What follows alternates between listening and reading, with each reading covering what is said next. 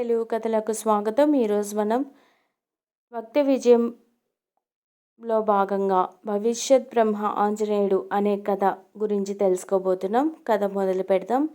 శ్రీరామ పట్టాభిషేకం తర్వాత కొన్నాళ్లకు ఆంజనేయుడు రాముని వద్ద సెలవు తీసుకుని తపస్సు చేసుకోవడానికి గంధమాదన పర్వతానికి చేరుకున్నాడు. అక్కడ ఆశ్రమాన్ని నిర్మించుకుని నిరంతరం తపస్సు కొనసాగించేవాడు. సముద్రాన్ని లంఘించి లంకకు వెళ్ళి అక్కడ సీతమ్మ వారిని చూడటమే కాకుండా రావణుడి ఆజ్ఞపై రాక్షసులు తోకకు నిప్పటించే లంకను తగలబెట్టి మరీ తిరిగి వచ్చిన వైనం సహా రామరావణ యుద్ధంలో హనుమంతుని సాహసాలను జనాలు కథలు కథలుగా చెప్పుకునేవారు. అయోధ్యవాసులకే కాదు, రామరాజ్యం అంతటా జనాలకు శ్రీరాముడితో పాటు ఆంజనేయుడు కూడా ఆరాధ్యుడయ్యాడు. గంధమాదన పర్వతం మీద నిర్మించుకున్న ఆంజనేయుడి ఆశ్రమం తాపసులకు ఆశ్రయంగా ఉండేది. ఆశ్రమంలో ప్రతిరోజు వేద పఠనం సాగేది. తాత్విక చర్చలు సాగుతూ ఉండేవి. ప్రశాంతంగా కాలం గడిచిపోతుండగా ఒకనాడు ఆంజనేయుడికి శ్రీరాముడిని దర్శించుకోవాలని కోరిక పుట్టింది. వెంటనే తన ఒంటె వాహనం మీద అయోధ్య నగరానికి బయలుదేరాడు. జానకి సమేతుడైన శ్రీరాముడిని దర్శించుకొని పరిపరి విధాలుగా స్తుతిస్తూ ప్రణమిల్లాడు. శ్రీరాముడు ఆంజనేయుడిని ఆలింగనం చేసుకుని ఉచితాసనంపై కూర్చుండబెట్టాడు.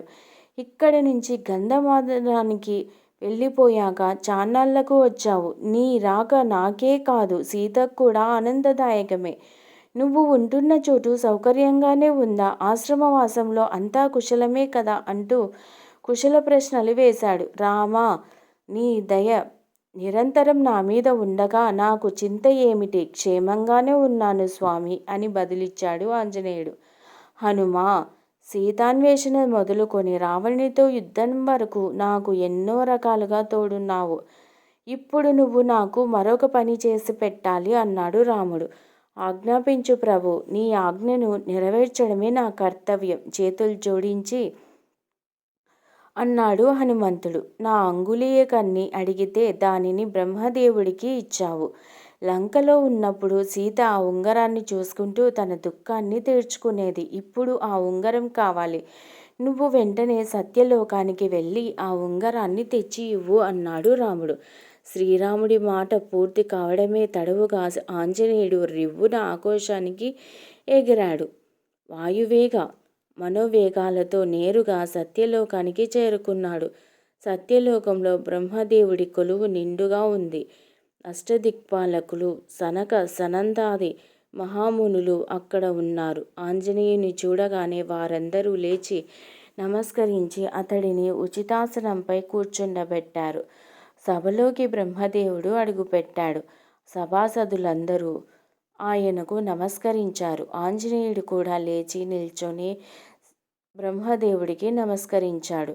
దేవా, మా శ్రీరామచంద్రుడు తన రత్న ఖచ్చిత కనక అంగుళీయకాన్ని నీకు ఇచ్చాడట. ఆ ముద్రికను తీసుకురమ్మని నన్ను ఇక్కడకు పంపాడు. ఆ ముద్రికను వెంటనే ఇచ్చేస్తే నేను దానిని తీసుకెళ్ళి నా ప్రభువుకు అందిస్తాను అన్నాడు. ఇది సత్యలోకం. ఇక్కడ ఒకసారి ఇచ్చినది ఏదైనా తిరిగి ఇవ్వడానికి వీలుపడదు అని పలికాడు బ్రహ్మదేవుడు. బ్రహ్మదేవుడి మాటలకు ఆంజనేయుడికి కోపం వచ్చింది.